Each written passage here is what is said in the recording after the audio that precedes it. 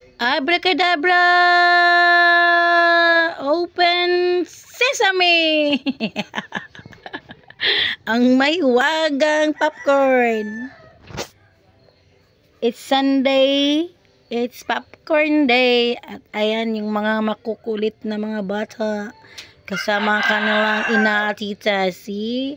Ang ganda ng hair. Ribbon din. Sana all. Ayan. Isang kaldirong popcorn sa isang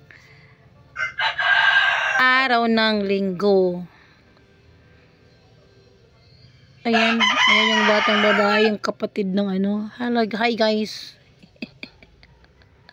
Kain-kain lang. Kain-kain lang. Di pa yan naubos. Ayan yung bata. Ayan, tingnan nyo. Kung gaano kaano. Ayaw magpakita sa video. Ayan pa yung anong. Ang hirap-hirap. Ayan, buti yung babae ay okay lang sa kanya. Ayan po ang mga kaganapan sa aming tahanan ngayong araw na linggo.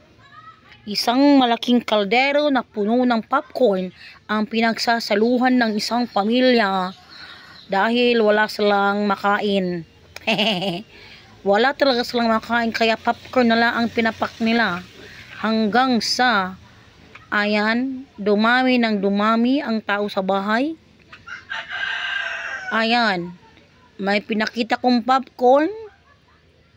Ayan, popcorn yan, popcorn. May popcorn ba kayo sa inyo? Ganyan kadami ang popcorn sa amin.